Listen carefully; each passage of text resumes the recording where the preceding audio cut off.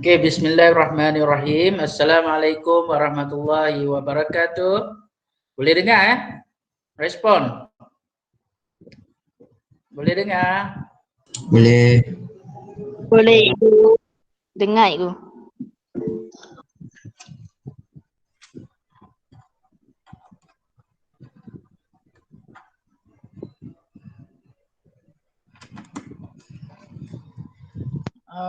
Oke, dengar. Oke, alhamdulillah. Bismillahirrahmanirrahim. Assalamualaikum warahmatullahi wabarakatuh. Dan selamat sejahtera. Oke, kembali bersama kita pada hari ini kelas PDPR Geografi tingkatan 3. Pada hari ini hari Rabu 10 hari bulan 3 2021. Okey, kita ada 3 masa hari ni bermula daripada pukul 9 sehingga 10.30. Okey, ni kita dah 9:17. Cikgu tunggu 17 minit untuk kehadiran korang semua. Jadi ini je yang ada. Ni masalah korang ni. Ini sahaja yang ada. Jadi kita teruskanlah dengan yang ada ni. Sebenarnya bermula pada minggu ini kita memulakan kelas kelompok. Semua kelas tingkatan 3 daripada kelas Mawas hingga kelas Kemboja, kita akan adakan satu sesi PDPR untuk satu mata pelajaran. Tak kira lah berapa masa. Kalau BM tu cikgu tak silap 6 masa 6 masa. Kalau sains 6 masa juga. Macam tu. Geografi hanya 3 masa sahaja. Dalam keterbatasan masa yang kita ada ni, iaitu 3 masa sahaja, cikgu nak ingatkan 2 masa kita gunakan untuk cikgu melaksanakan PDPR ataupun PDP. Satu masa kita akan bincang. Kita akan bincang apa sahaja yang anda tak faham berkaitan dengan mata pelajaran yang kita belajar ni. Okey, pada hari ini kita akan masuk bab yang kelima, iaitu 5.3. 5.3 dan juga 5.4. 5.3 kegiatan manusia yang mengancam hidupan liar di Malaysia. Seperti yang kita telah belajar pada minggu sebelum ini, 5.1 dan 5.2 berkaitan dengan cikgu buka buku teks. Berkaitan dengan jenis berkaitan dengan 5.1 tu berkaitan hidupan liar di Malaysia. Lebih kurang jenis-jenis lah, jenis-jenis hidupan yang terdapat di negara kita. 5.2 kepentingan hidupan liar di Malaysia. Dan hari ini kita akan masuk 5.3 kegiatan manusia yang mengancam hidupan liar di Malaysia. Okey.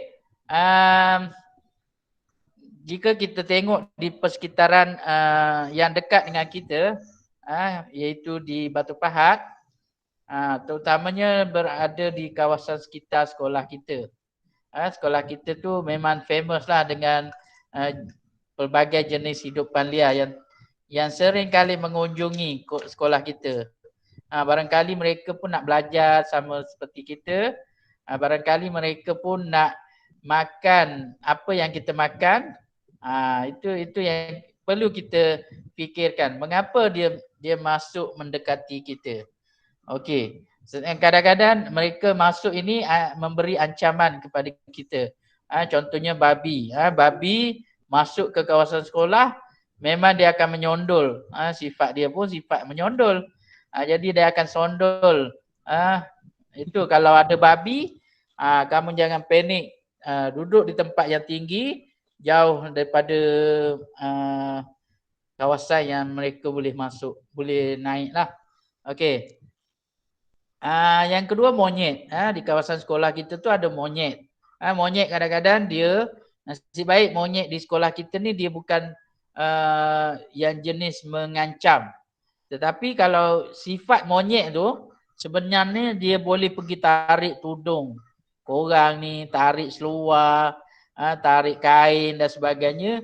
Itu memang itu dah biasa kalau monyet tu. Kalau siapa pernah pergi ke Bukit Bukit Bendera ke apa?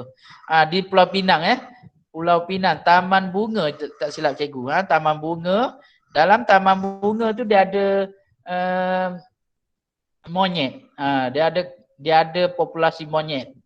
Jadi kawasan tersebut sekiranya terdapat makanan yang kita pegang masuk ke kawasan taman tu dan kita pegang apa-apa yang terdapat di tangan kita, dia akan rebut.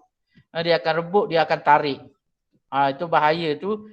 Kadang-kadang terkejutlah juga kan kita kalau dia main ambil gitu je. Sebab tu kalau korang ni cikgu boleh umpamakan seperti monyet kalau ambil barang orang tak minta, ambil je. Ambil macam gitu. Tarik pula. Macam ada satu kes pelajar yang cikgu handle. Budak ni bila cikgu siasat, cikgu panggil dua-dua orang. Apa sebab korang bergaduh? Dia tarik makanan saya, cikgu. Macam budak-budak sekolah, rendah.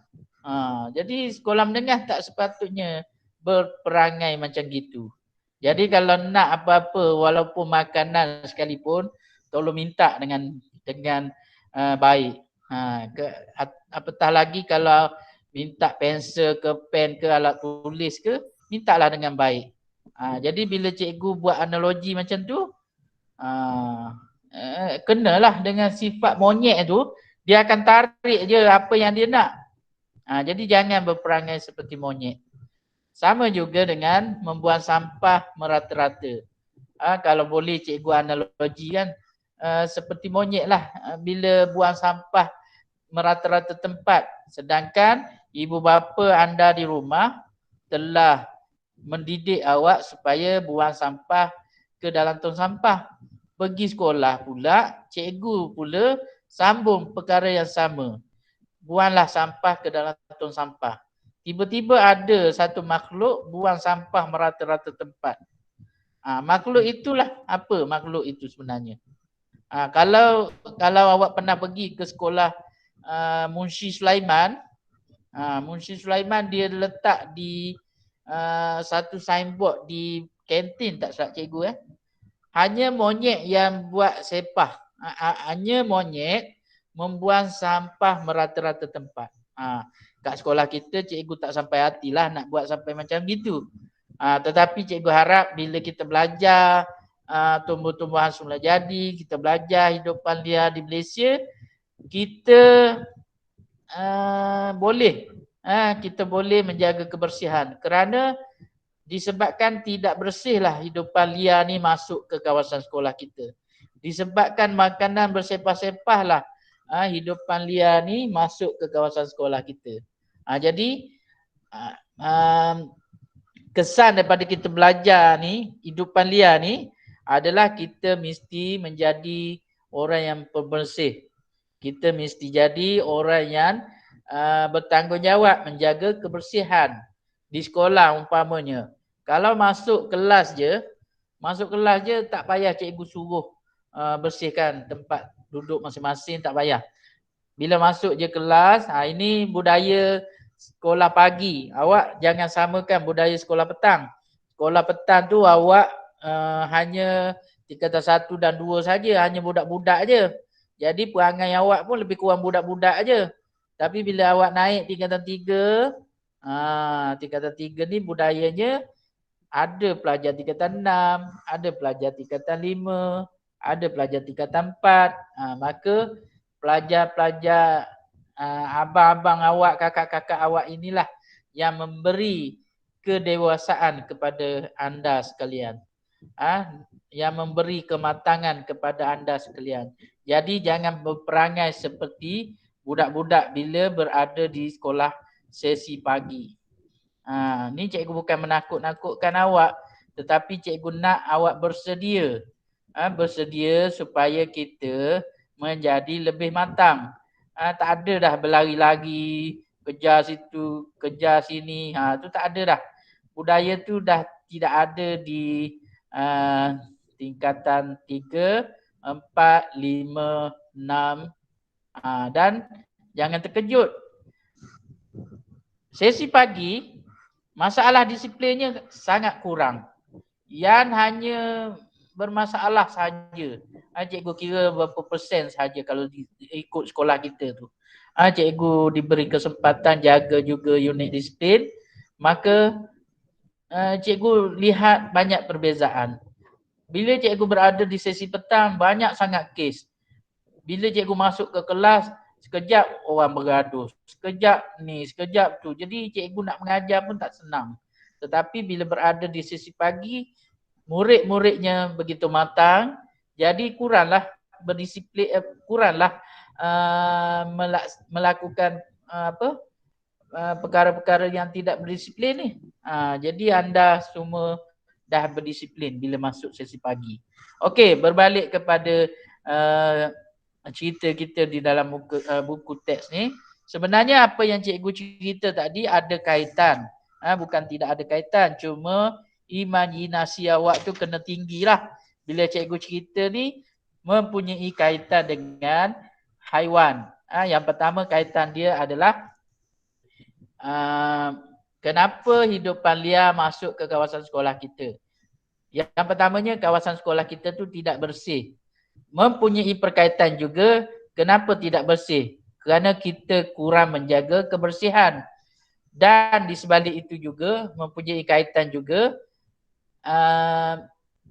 kita perlu mengamalkan kebersihan bermula daripada rumah dan di sekolah, serta bila jadi masyarakat kita akan jadi orang yang bersih lah.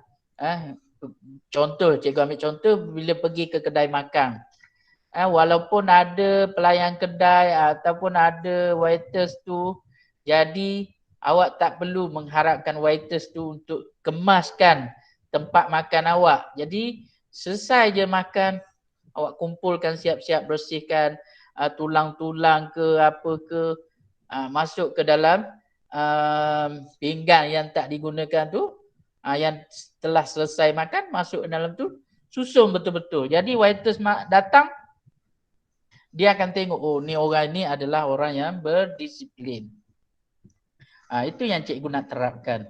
Bila kita belajar tentang hidupan liar ni, jangan kita bersifat seperti binatang. Kerana kita manusia ni mempunyai penghormatan yang tinggi. Sebab itu kita dilantik sebagai khalifah di muka bumi.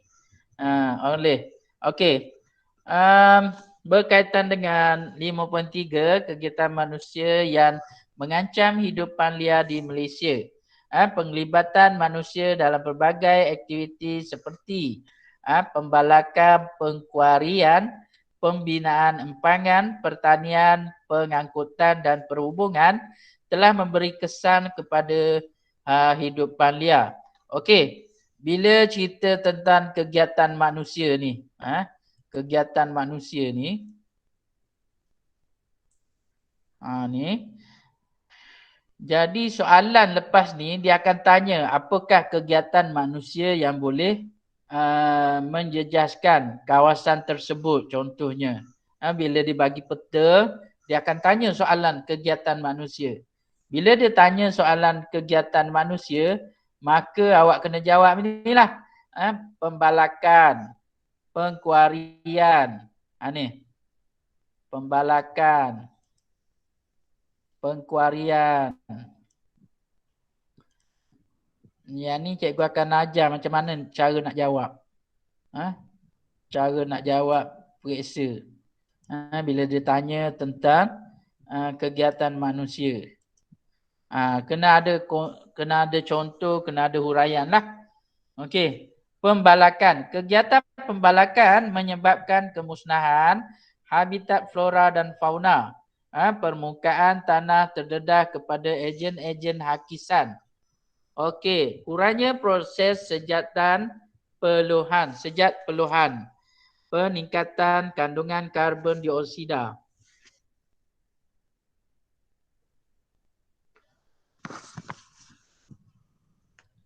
Di atmosfera yang turut meningkatkan suhu bumi. tanah menjadi tandus, hidupan liar diancam kepupusan, kejadian banjir di kawasan tanah rendah dan juga pencemaran sumber air. Okey, ini adalah kesan-kesan daripada kegiatan manusia iaitu pembalakan. Jadi kalau kita tengok bila kita tengok negara kita sering dilanda banjir. Bila kita tengok kenapa kawasan tersebut dilanda banjir. Antara puncanya ialah pembalakan yang tanpa dikawal. Pembalakan tidak ada masalah sebenarnya. Itu memberi sumber pendapatan kepada negara kita. Tetapi yang menjadi masalah ialah kerana kurang kawalan terhadap proses pembalakan tersebut. Jadi itulah yang jadi masalahnya.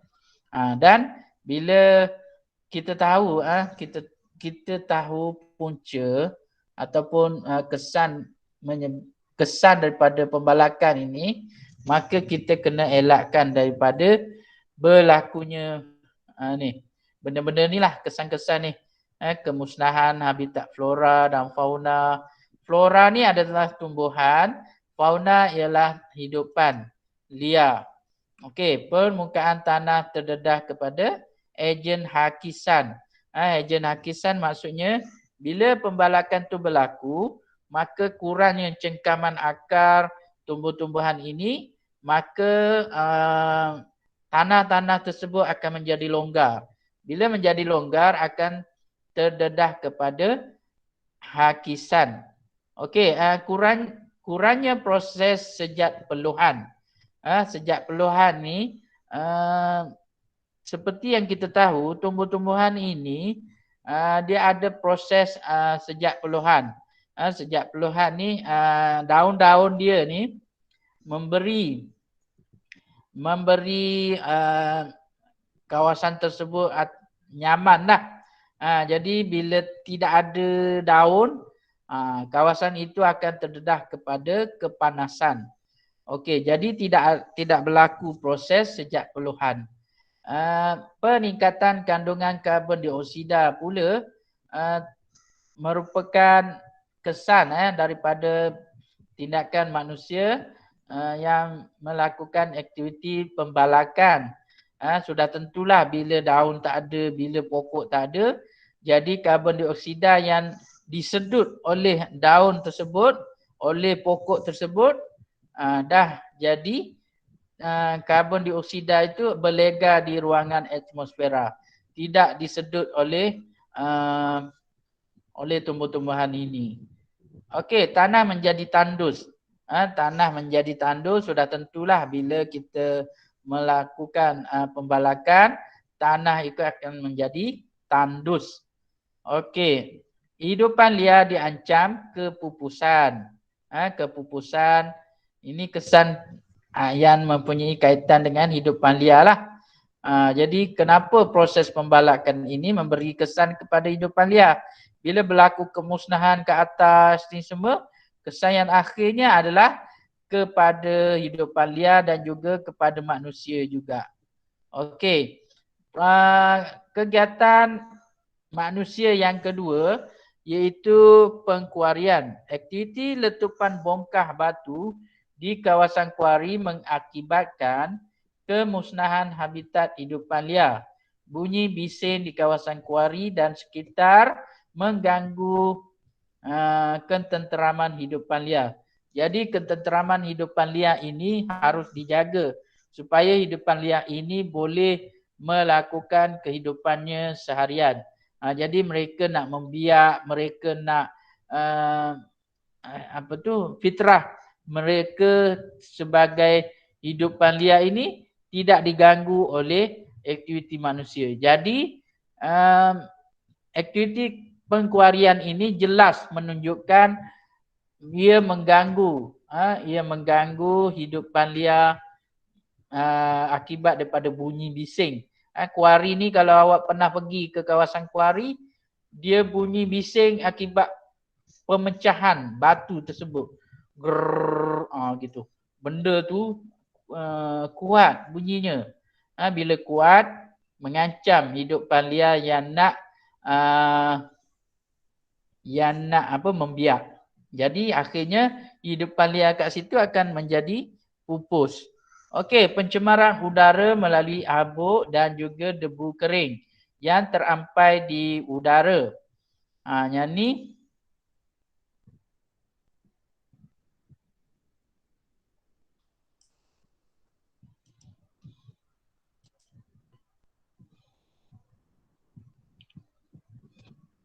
(37 orang saja.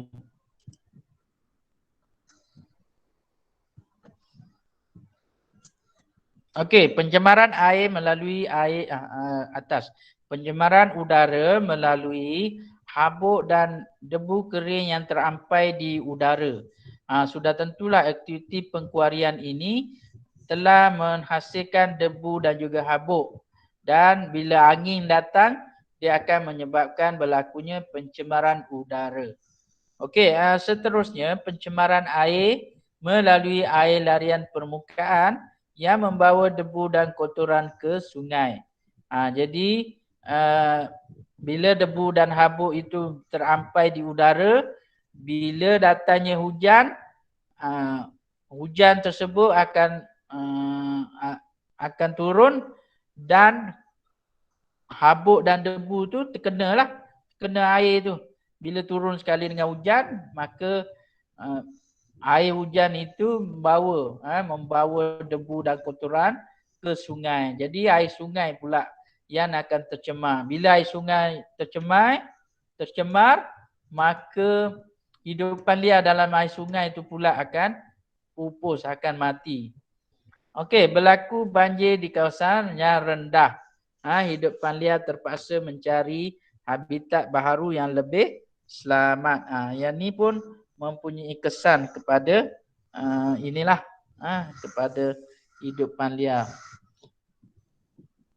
Jadi bila kawasan mereka tu dah tidak selamat, mereka akan mencari tempat yang lebih selamat. Okey, seterusnya pembinaan empangan. Pembinaan empangan mengakibatkan kemusnahan hutan yang besar. Habitat hidupan liar musnah, keseimbangan ekosistem dan rantai makanan akan terjejas. Ini sudah tentulah dia akan menjejaskan rantaian makanan.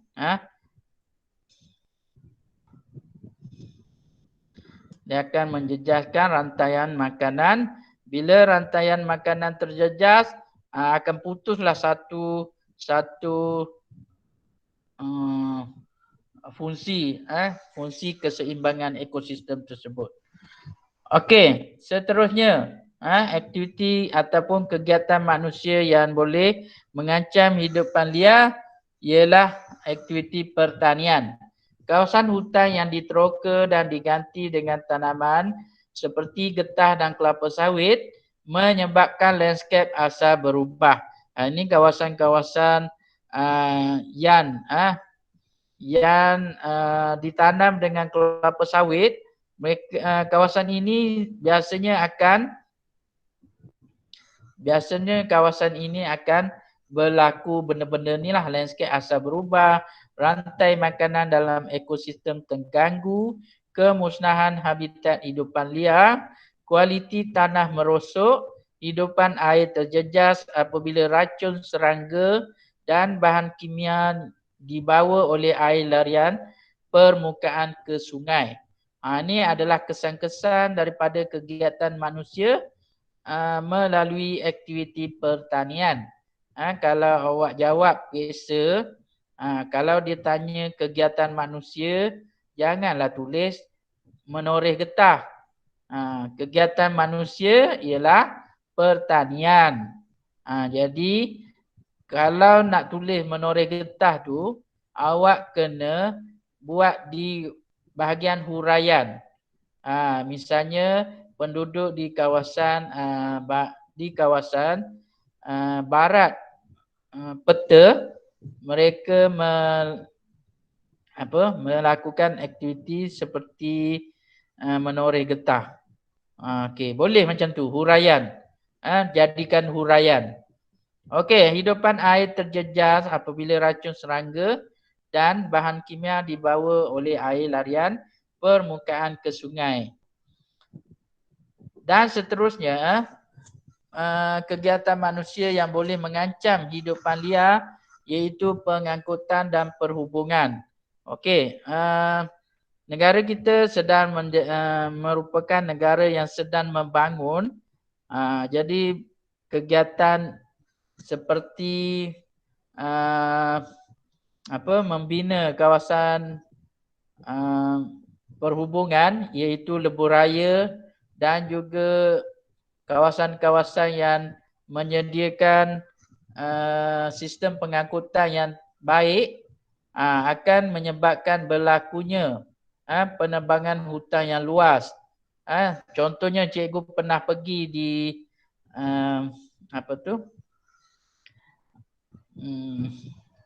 pendengaran inspection, public inspection ataupun pendengaran awam untuk membina high speed rail di kawasan di Singapura sehingga ke Kuala Lumpur.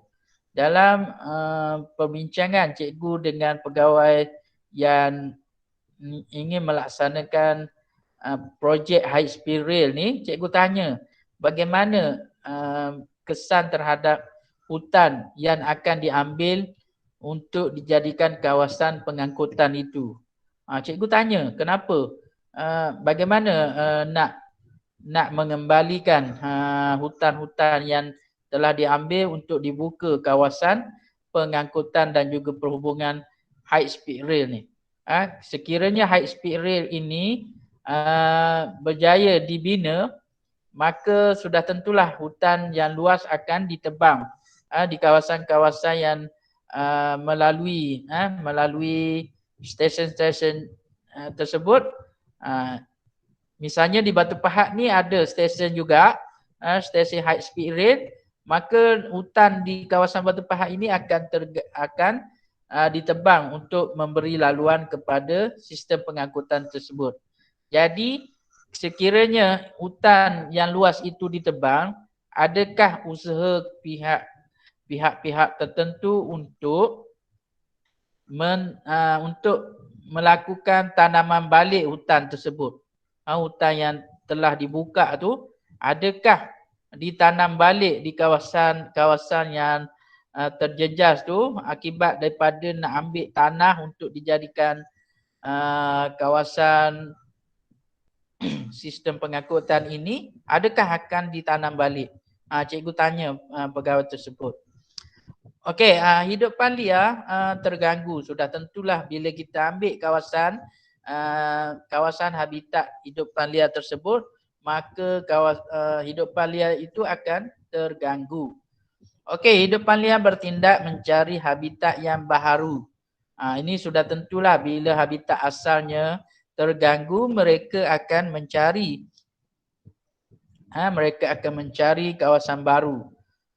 Bila mereka mencari kawasan baru, mereka sendiri akan mengancam manusia. Bayangkan kalau kawasan habitat ini diteroka, maka gajah akan melintas ke kawasan tersebut. Bayangkan gajah kalau dia melintas, dia tak lintas saja, dia akan ganggu manusia. Sudah tentulah kehidupan manusia akan diancam oleh hidupan liar tersebut. Okey, terdapat hidupan liar yang mati akibat dilanggar oleh kenderaan semasa melintas jalan. Ini sudah tentulah kalau manusia melakukan aktiviti untuk pengangkutan dan perhubungan, sekiranya tidak diganti balik kawasan habitat tersebut, maka haiwan ini akan keluar daripada kawasan tersebut untuk mencari tempat yang baru. Bila dia cari tempat yang baru, sudah tentulah dia akan melintas jalan, dia akan melintas kawasan yang telah diteroka. Lama kelamaan haiwan tersebut akan ada yang mati dilanggar oleh lori ataupun kereta ataupun kenderaan lain. Bila cikgu pergi ke kawasan-kawasan yang telah diteroka. Contohnya kawasan nak menghala ke Segamat, iaitu Labis. Di kawasan Labis tu, ni dekat je, dekat dengan Batu Pahat, Yomping tu. Bila awak pergi ke Yomping, ke atas nak ke Segamat tu, dia ada satu kawasan yang diteroka untuk penanaman semula kelapa sawit. Cikgu ni cikgu orang geografi, sudah tentu cikgu suka berjalan. Bila cikgu berjalan, cikgu implement apa yang cikgu nampak itu, cikgu akan bagi tahu korang apa gambaran itu. Nak arak korang pergi macam tu mungkin tak ada masa, ibu bapa kesuntukan masa, kekangan keuangan dan sebagainya. Jadi alangkah cikgu pergi tu, cikgu bawa balik idea itu, cikgu sebarkan kepada korang semua. Dan berbalik kepada kekangan masa dan juga kos ni, cikgu di sekolah ada buat mural berkaitan dengan hidupan liar. Kalau kamu naik sekolah nanti, kamu akan tengoklah mural yang cikgu buat tu. Memang cantik sangat. Dia ada gajah, hidupan liar, apa yang kita belajar bab 5 ni ada dalam tu. Dalam sekeping gambar tu, awak akan tengok kaitannya dengan apa yang kita belajar ni. Okey. 5.3 kita selesai. 5.4 usaha pemeliharaan dan pemuliharaan hidupan liar di Malaysia. Pemeliharaan dan pemuliharaan hidupan liar adalah penting untuk mengelakkan kepupusan hidupan liar. Antara usaha yang dijalankan untuk melindungi hidupan liar adalah dengan menguatkuasakan undang-undang, menjalankan kempen kesedaran, mewujudkan pusat konservasi dan taman negara, menjalankan penyelidikan dan pembangunan ataupun dikenali sebagai Research and Development R&D, membuat penilaian impak alam sekitar atau Environmental Impact Assessment, memberi pendidikan alam sekitar dan mewartakan hutan simpan. Ini adalah antara usaha pemeliharaan dan pemuliharaan oleh pihak-pihak tertentu ataupun agensi-agensi yang dilantik oleh pihak kerajaan. Okey, usaha pemeliharaan dan pemuliharaan dia ada beberapa kategori, antaranya dengan melalui undang-undang. Selain itu melalui kempen kesedaran. Ada juga melalui pusat konservasi dan taman negara, dan juga melalui penyelidikan dan pembangunan. Ada juga melalui penilaian impak alam sekitar dan seterusnya memberi pendidikan alam sekitar dan juga mewartakan hutan simpan.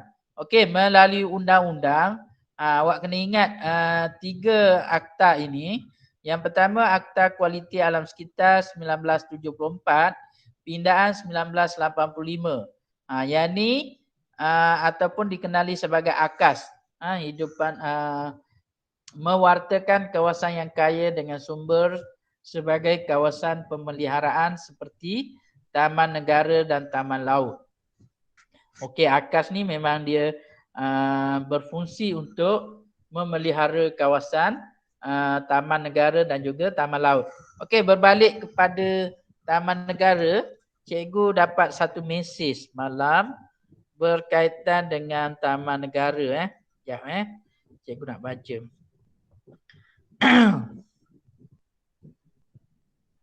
Alamak.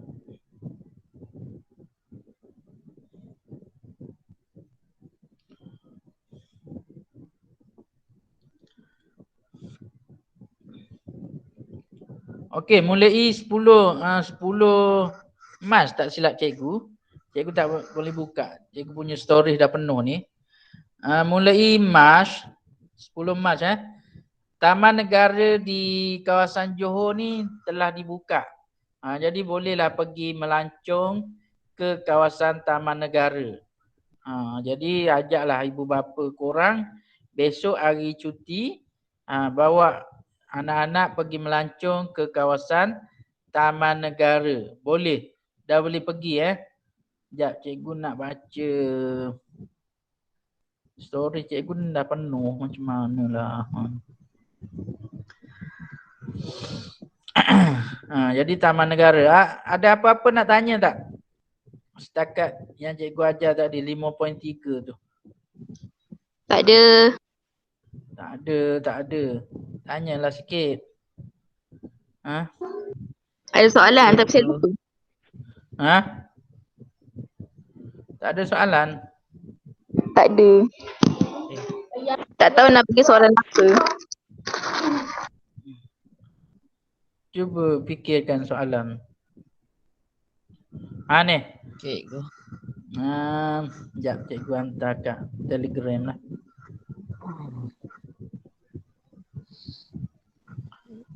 Ada apa nak tanya boleh tanya. Yang lain-lain tu mana? Cikgu.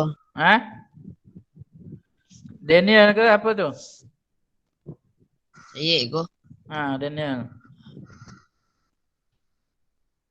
Ya, cikgu tunjuk. Ni. Adalah dimaklumkan bahawa Taman-Taman Negara Johor iaitu Taman Negara Endau Rompin ataupun dikenali sebagai Peta Endau Rompin Peta ni kawasan Kampung Peta. Tak silap cikgu. Endau Rompin. Ini betul cikgu. Selai. Ini betul. Gunung Ledan, Tanjung Piai, Pulau Kukup dibuka semula bermula 11 Mac. Besoklah. 11 Mac tu besok. Jadi besok cuti. Jadi bolehlah ajak ibu bapa pergi ke Taman Negara ini. Esok Khamis cikgu. Yelah. Esok cuti dek. Ya ke? Ya. Esok Isra' Mi'raj. Esok tak. Baru bangun ke apa tu? Dah. Tadi dengan cikgu tu. Menggeliat nampak. Okey, Akta Kualiti Alam Sekeliling juga hukuman denda dan penjara kepada pesalah yang merosakkan dan mencemarkan sumber alam. Ini bawah tanggungjawab AKAS juga. Akta Kualiti Alam Sekitar tu, alam sekeliling tu dipanggil AKAS. Okey, Jabatan Alam Sekitar akan memantau perkara yang berkaitan dengan air dan kualiti udara, sisa industri, paras kebisingan dan penilaian impak alam sekitar. Yang ni awak kena hafal lah. Akta Kualiti Alam Sekeliling ni apa dia punya fungsi. Akta Perhutanan ni apa dia fungsi. Pemeliharaan hutan, pembangunan hutan di Malaysia, mewujudkan hutan simpan kekal, larangan mengambil hasil hutan daripada kawasan hutan simpan kekal. Ni Akta Pemeliharaan Hidupan Liar 2010 mengeluarkan lesen untuk permohonan memburu haiwan, pengisytiharan rizak hidupan liar dan kawasan perlindungan hidupan liar.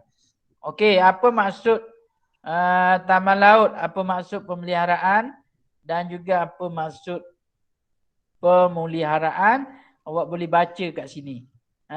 Supaya kita tahu apa itu taman laut, kawasan perlindungan bagi ekosistem marine, terutamanya terumbu karang, flora dan fauna.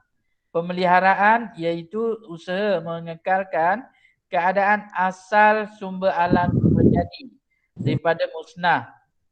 Pemeliharaan pula usaha memulihkan dan memelihara sumber alam semula jadi dengan bijak dan sistematik supaya dapat dinikmati oleh generasi akan datang. Okey, melalui kempen kesedaran. Kempen kesedaran seperti kempen Save the Day dilaksanakan untuk memberi kesedaran supaya kita dapat menyelamatkan penyu dan harimau di Malaysia. Kempen ini digerakkan oleh WWF. WWF tu bukan wrestling tu. Okey. Memberi kesedaran kepada masyarakat tentang kepupusan haiwan tersebut.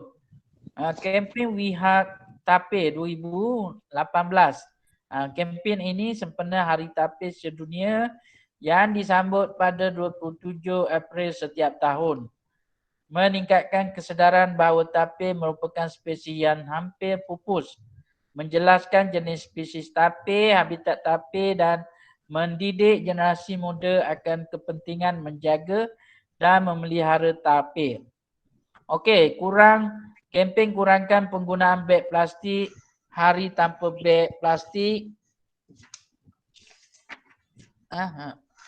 Juga diamalkan untuk melalui kempen ni dilaksanakan supaya kita dapat menyelamatkan hidupan liar ni daripada kepupusan akibat daripada kawasan yang tidak mesra alam tu.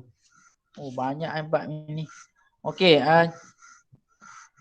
Hari Tenggiling Sedunia. Cikgu rasa 5.4 ni tak boleh habis hari ni Cikgu akan bagi melalui Telegram juga. Okey, Hari Tenggiling Sedunia disambut pada hari Sabtu ketiga bulan Februari setiap tahun. Meningkatkan kesedaran manusia tentang pemeliharaan hidupan liar tersebut. Menghentikan kegiatan perdagangan haram tenggiling. Perdagangan haram ni tenggiling. Banyak kalau kita tengok di akhbar-akhbar laporan tentang orang menyeluduk tenggiling untuk dijadikan makanan lah agaknya. Okey, menurut WWF, populasi tenggiling di Asia telah merosot sebanyak 80% dalam tempoh 2007 hingga 2017. Keputusan Konvensyen tentang Perdagangan Antarabangsa ke atas spesies fauna dan flora liar terancam atau Convention on International Trade in Endangered Species of Wild Fauna and Flora CITES telah meluluskan pengharaman penuh perdagangan tenggiling. Jadi kalau siapa-siapa yang menjalankan urus niaga tenggiling, kenalah di bawah di bawah keputusan konvensyen ni. Okey, Pusat Konservasi Taman Negara. Ini Pusat Konservasi Taman Negara ni kita akan masuk minggu depan lah. Okey, tadi kita usaha pemeliharaan dan pemeliharaan yang sempat kita belajar iaitu undang-undang dan kempen kesedaran. Pusat Konservasi, Penyelidikan dan Pembangunan Penilaian Impak Tinggi. Impak tinggi pula dah. Penilaian impak alam sekitar, pendidikan alam sekitar, pewartaan hutan simpan. Kita akan masuk pada minggu depan. Okey, berbalik kepada latihan. Okey, cikgu dah maklumkan pukul 10 hingga 10.30 kita buat latihan. Okey, tolong buka muka surat 23. Buku latihan sekarang. Buka semua. Dah buka belum tu? Diam je. Macam tak ada orang. Dah. Dah. Okey, 23. Muka surat 23. Berikan maksud hidupan liar. Apa dia maksud hidupan liar? Boleh bagi. Ni. Siapa nama tadi? Kawan tu. Suhasfiha tu. Siapa nama awak? Lupa cikgu. Mana budak ni?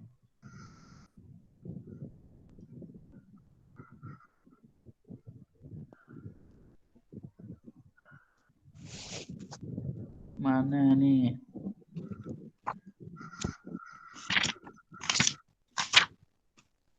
Daniel.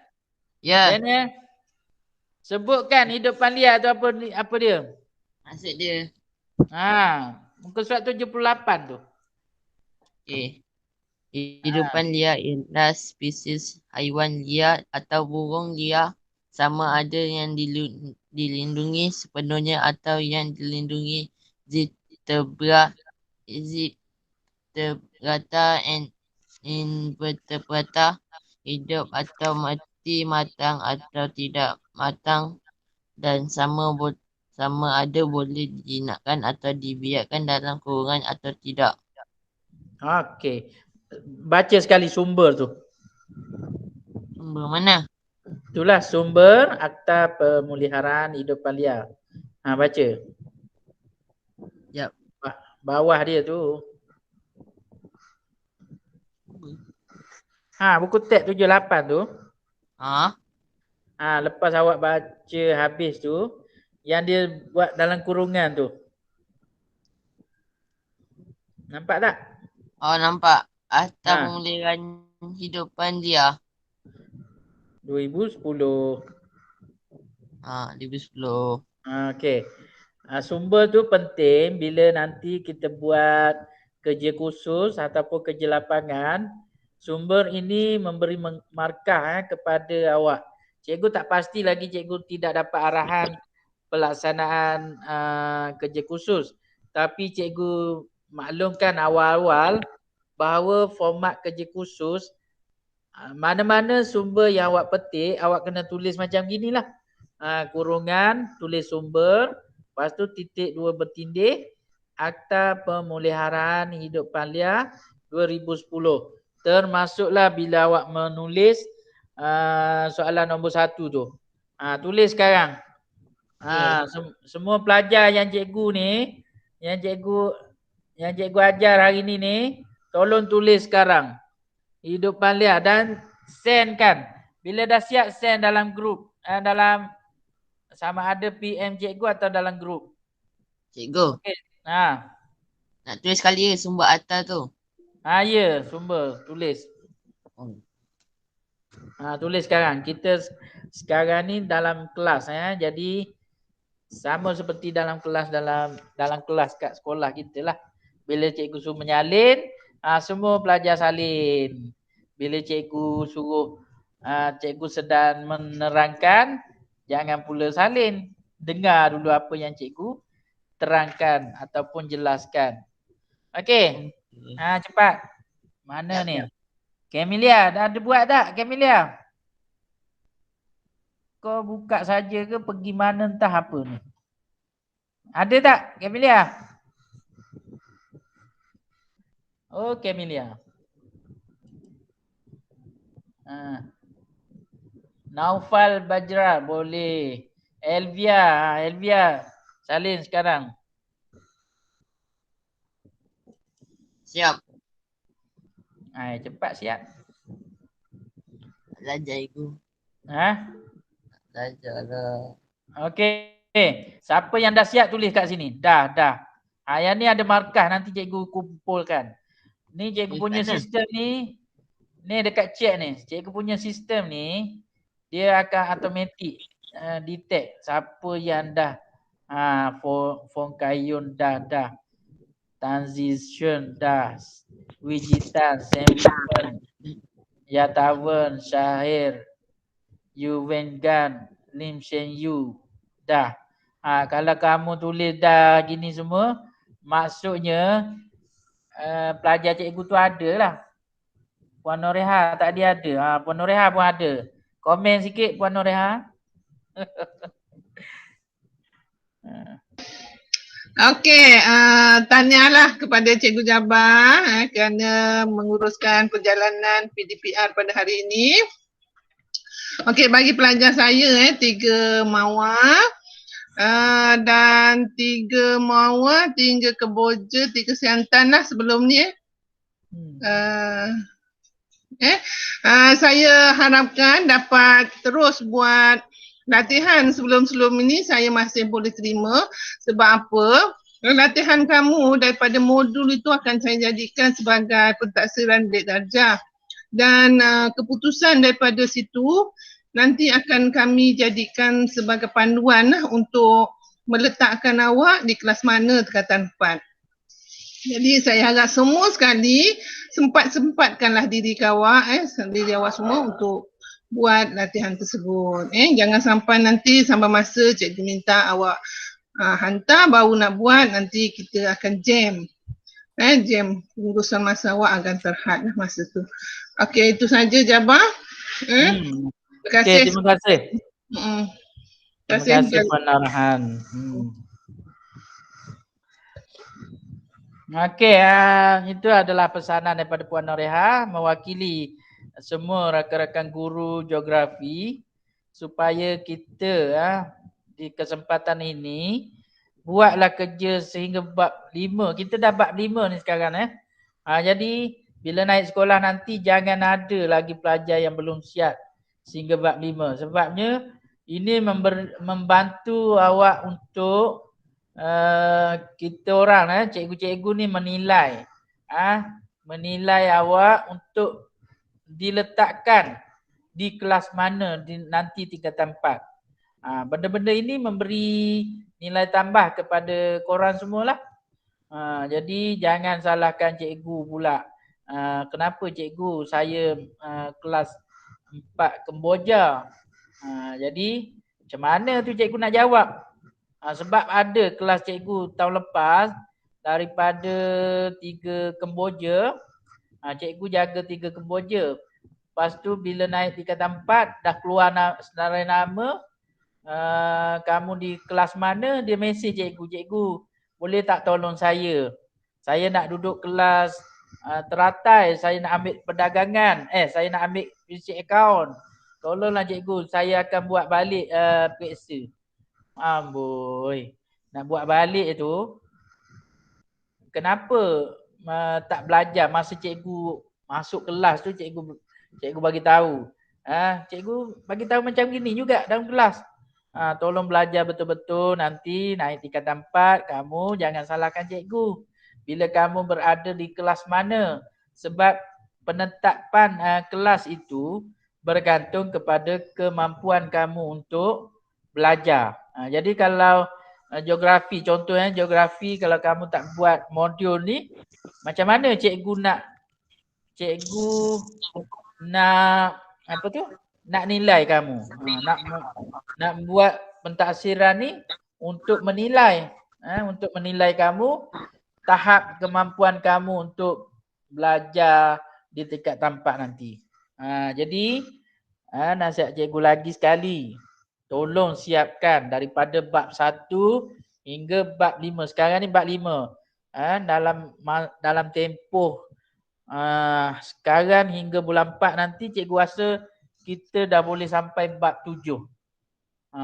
Bab 7. Jadi dengan puasanya lepas naik sekolah ni, kita minggu selepas tu adalah puasa. Jadi puasa ni lagi struggle untuk kita menyiapkan tugasan-tugasan ini. Itu pesanan kepada rakan-rakan lain. Tolong invite rakan-rakan lain, terutamanya 3 Dahlia dengan 3 Kenanga. Yang ni paling tak ramai pelajar yang join kelas geografi. Cikgu pun tak tahu macam mana nak kontak, cikgu tak ada kontak.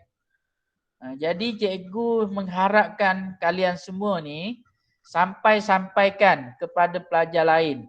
Ibu bapa kamu mungkin tak tahu. Yang kamu pun kelentong juga ibu bapa. Kata dah masuk kelas lah apalah. Jadi janganlah kelentong ibu bapa. Dah cukuplah kamu kelentong cikgu dah berbelas tahun. Cikgu kena kelentong kat korang ni. Jangan lagi kelentong ibu bapa. Kata dah masuk kelas lah. Cikgu ada rekod ni, katalah hari ni pelajar geografi 300 lebih tak silap cikgu 300 lebih. Yang join hari ni 40 orang. Ni tolak cikgu dengan cikgu Noreha 2 orang. Jadi 38 orang sahaja yang join kelas. Daripada 300 lebih ke 200 lebih tak silap. Bayangkan berapa ni, suku pun tak sampai ni 40 orang. Itulah macam mana kamu nak hadapi PT3, nak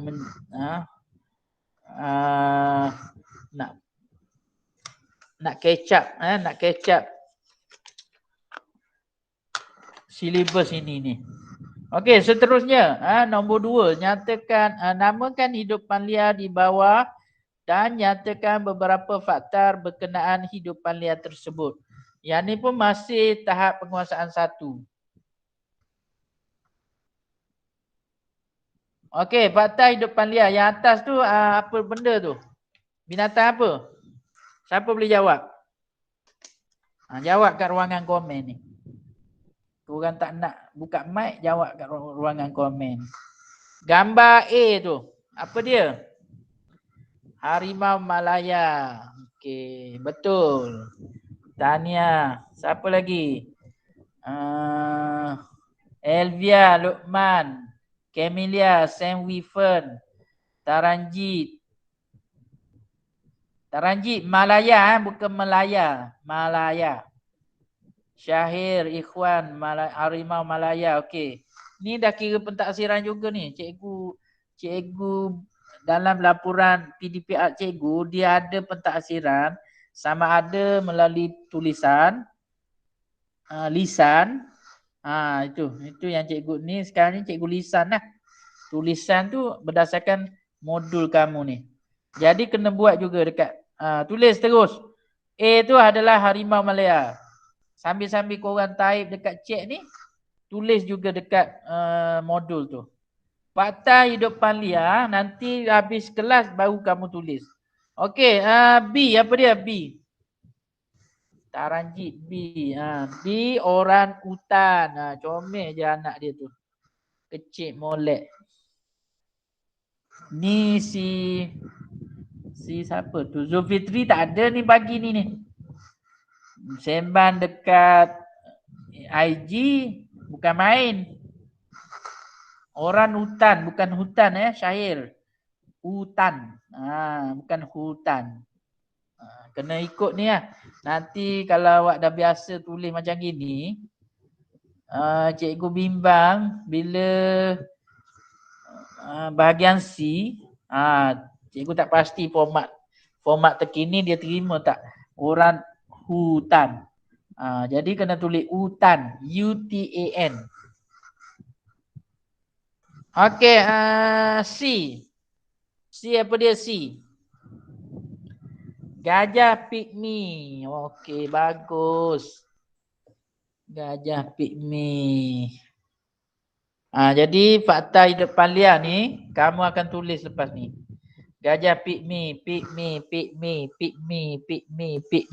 pygmy ke? Cikgu tak pasti nama dia. Nanti korang tengok dalam internet dan bahasa Inggeris.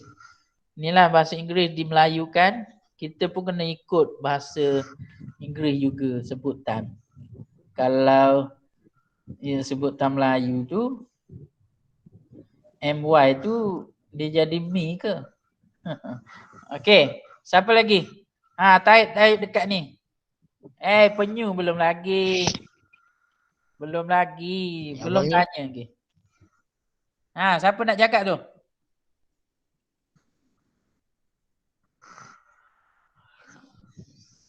Okey, okey D. D apa D? Bagus, cikgu belum tanya lagi, korang dah tulis. Baguslah tu. D, penyu.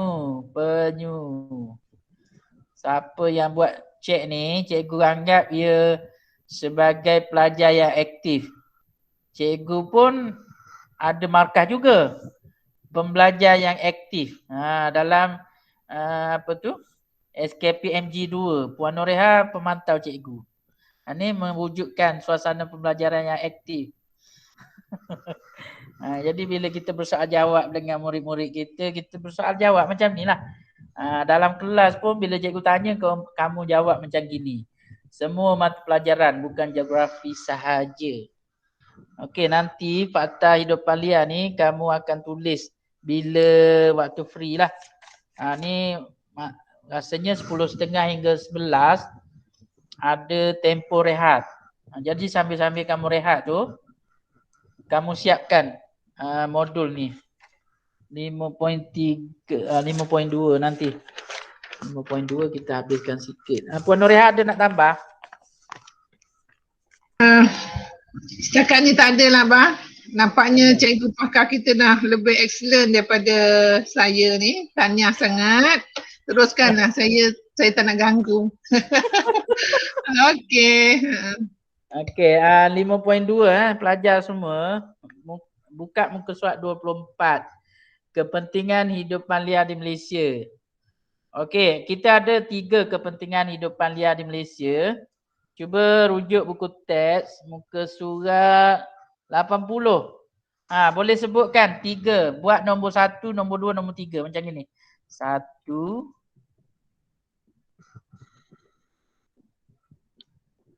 2 3. Macam gitu. 1 apa, 2 apa, 3 apa. Macam gini. Kepentingan hidupan liar di Malaysia ataupun kopi yang cikgu ni kamu tarik lah. Tak nampak lah gambar apa yang awak tunjuk tu. Nampak? Tak nampak. Dalam ruangan chat. Oh, dalam ruangan chat. Akak buka ruangan chat tepi tu. Okey.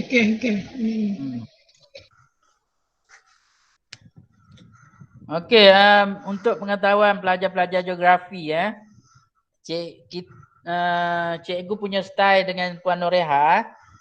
Setiap kali kelas geografi kita orang akan masuk dua-dua sekali. Cikgu akan mengajar, Puan Noreha akan tambah apa yang patut, memberi pesanan dan juga motivasi kepada kamu semua. Itu gaya pembelajaran geografi yang terbaru. Okey, itu. Mata pelajaran lain terpulang kepada guru masing-masing. Ini cikgu dengan Puan Noreha punya perancangan. Jadi kita dua-dua belajar. Kita dua-dua mengajar. Cikgu akan mengajar secara secara langsam dulu. Lepas tu Puan Noreha ada nak tambah sikit-sikit. Ini cikgu terapkan dalam pembudayaan baru selepas PDPR ni secara di rumah ni. Nanti naik sekolah nanti pun kita akan laksanakan, ada masa-masa tertentu kita akan buat macam gini. Contohnya ada taklimat ke apa ke, cikgu akan panggil Puan Noreha sekali, kita bincang sama-sama, sampaikan sama-sama. Mungkin cara penyampaian cikgu tak sampai kepada awak, mungkin cara penyampaian Puan Noreha lebih sampai kepada awak.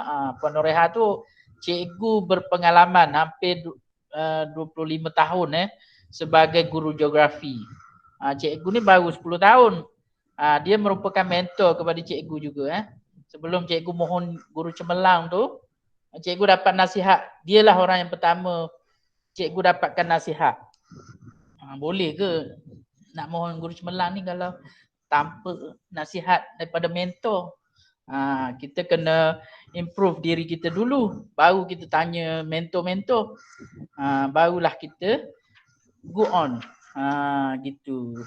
Dan insya-Allah akan ada perkembangan terbaru di sekolah kita, khususnya panitia geografi. Cikgu projek pertama, cikgu melaksanakan pembelajaran berasaskan visual melalui paparan mural. Okey, melalui paparan mural tu kamu akan nampak dan kamu akan berfikir, oh inilah yang kita akan belajar, inilah yang kita belajar bab 5. Macam tu. Oh inilah aras trofik yang kita belajar bab 4. Itu kesannya pada awak semua. Nanti bila besok awak datang ke sekolah Datuk Menteri Luar, oh ni aku ingat lagi mural ni. Kita orang malas nak baca teks ni, tapi bila tengok gambar macam gini, terus ingat nak jawab periksa, oh ada gajah, ada tapir, ada orang hutan dan sebagainya. Itu adalah antara pembaharuan yang kami rakan panitia laksanakan. Bukan usaha cikgu seorang ni. Cikgu sebagai penggerak, cikgu juga mengambil inisiatif daripada rakan-rakan guru panitia yang lain Cikgu sebutkan rakam panitia geografi di SMK Datuk Bentara Luar. Ada 6 orang semua. Yang pertama cikgu sebagai ketua panitia. Yang kedua Tuan Haji Abdul Razak bin Hamid merupakan guru tingkatan 1 dan juga beliau akan ajar juga tingkatan 3. Merupakan pengetua kita. Dia tu pengetua kita tu mempunyai pengalaman yang banyak. Cikgu anggap dia pun mentor cikgu tu. Okey, dan yang ketiga Puan Noreha. Ini 3 orang. Untuk sesi pagi 3 orang. Puan Noreha binti Idris merupakan guru geografi tingkatan 3. Okey, pada sesi petang yang kamu tahu Puan Lau, Siu Peng, Puan Kartini Sakdon dan juga Cik Anita. Cik Anita binti Mahat merupakan guru geografi pada sesi petang. Kesemua 6 orang ini kita akan bincang macam mana nak jadikan subjek geografi ni sebagai subjek yang diminati. Mana tahu akan datang sekolah kita akan dibuka. Kelas geografi sehingga tingkatan 6. 456. Kemungkinan itu perancangan jangka panjang lah. Kita nak merancang, kita ada jangka pendek dan jangka panjang. Jadi jangka pendek ni kita kena rancang di peringkat sumber dulu, sumber manusia. Ada kekuatan kita nak mengajar geografi, ada ke cikgu. Cikgu tu ada berapa lama pengalaman. Yang tu penting. Okey, lepas tu barulah kita step by step. Yang keduanya cikgu nak budayakan kebersihan di sekolah kita tu. Para pelajar semua ni jadikan budaya pembersih. Bila jadi budaya pembersih, kita kurang masalah-masalah hidupan liar yang mengancam kawasan sekolah kita dan sebagainya. Okey, seterusnya 5.3. Kegiatan manusia yang mengancam hidupan liar. Yang ni masa ada beberapa lagi ni. Seterusnya kalau tak sempat dalam masa 10 minit ni tak sempat, awak buat bila masa ke lapangan. Okey, kita boleh jawab soalan 1. Namakan 2 jenis hidupan liar yang diancam kepupusan di Malaysia. Boleh type dekat sini. 1 apa?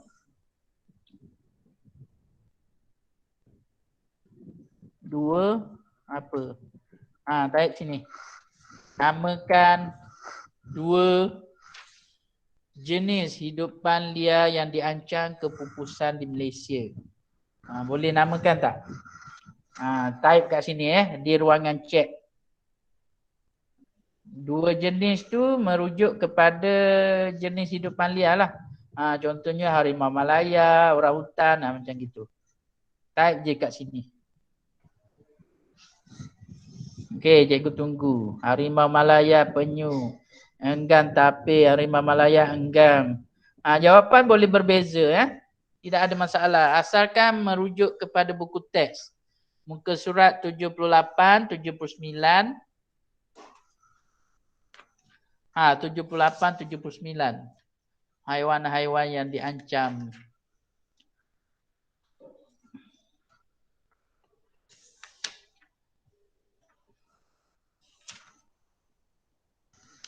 Taik kat situ. Badak Sumatera. Okey. Badak Sumatera ni paling lah. Paling sikit populasi dia. Hanya ada 30 ekor je. Sebab itu pada tahun lepas 2 tahun lepas tak silap cikgu, yang nama Amir tu, badak Sumatera yang nama Amir tu mati. Dia menjadi satu kehilangan besar kepada negara. Itu dahlah populasi dia tak banyak. Bila dia mati menggemparkan satu negara. Jadi bangkai dia pun menjadi aset kepada negara kita. Sebab kita nak tunjuk kepada generasi akan datang ni apa bentuk Siapa nama Amir ni? Harimau. Harimau pula. Badak Sumatera. Okey, type lagi siapa ni? Dugong. Okey, ya. Lagi. Type. Pelajar Chinese mana? Ramai tak aktif ni. Yang ada ni on saja ke apa? Macam mana? Naufal. Mana Naufal? Tulis. Kini ni tulis kat ruangan chat. Apa? Cakap apa? Muka surat 24 tu soalan nombor 1. Oh. Sekejap. 1A. Namakan 2 jenis hidupan liar yang diancam kepupusan di Malaysia. Tolong type dekat situ. Ini salah satu kaedah. Naufal dah. Mana dah? Okey, Naufal bagus. 37 orang ni. Mana lagi? Tulis. Luqman Lutfan. Ada tak?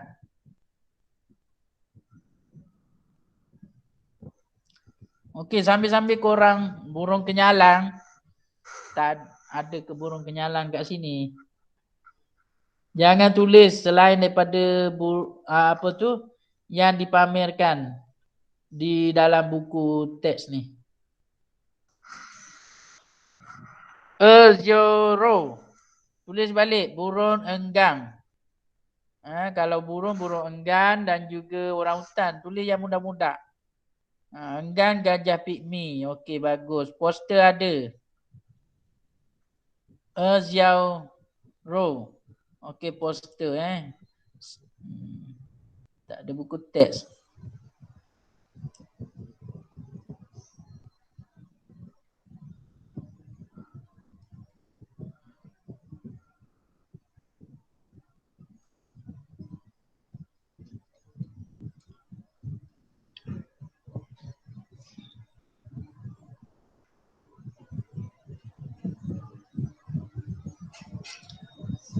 Ni dalam muka surat 78. Elang merah, tapir, harimau Malaya, beruang matahari, beruang madu, penyu, dugong, enggang, badak Sumatera, monyet Belanda, Dah. orang hutan, Cikgu dah. Dah, bagus. Jawab soalan berdasarkan poster kan.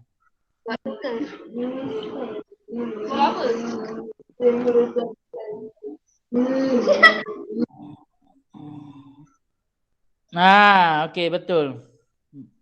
Berdasarkan dalam poster tu, burung enggang, bukan burung kenyalang. Burung enggang, badak Sumatera, seladang, harimau Malaya, apa lagi? Itu. Erzoro, Sheryl. Tu. Burung kenyalang tak ada dalam tu. Burung enggang.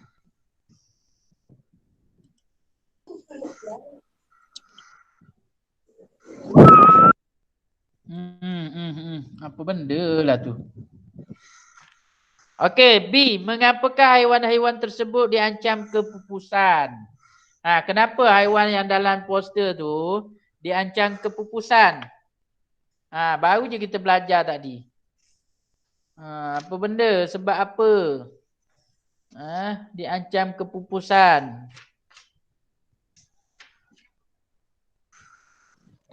Yang tu dah. Apa dia? Daniel? Tak apa. Okey. Masa kita dah 10.30. Cikgu tak nak ambil masa rehat kamu. Selepas rehat, masuk ke kelas seterusnya. Okey. Ada apa-apa nak tanya tak? Boleh tanya cikgu sekarang. Cikgu buka ruangan untuk kamu bertanya. Ada yang tak faham ke? Ada arahan tak jelas ke? Cuba tanya. Jangan main pendam macam gitu je. Ataupun boleh tanya melalui personal message di Telegram. Ingatan semula. Setiap kali siap kerja, hantar kepada guru mata pelajaran kelas masing-masing. Siapa tu? Cikgu Farid ke apa tu? Cikgu Farid nak belajar geografi boleh. Cikgu Satria. Oh, Satria. Cikgu Saja. Satria. InsyaAllah lepas ni kita nak buat kuis alam sekitar. Cikgu akan jumpa Cikgu Satria kita merupakan PK Koko. Kita akan buat satu kuis geografi sempena sambutan Hari Bumi peringkat kebangsaan pada bulan April. Jadi cikgu buka selama sebulan.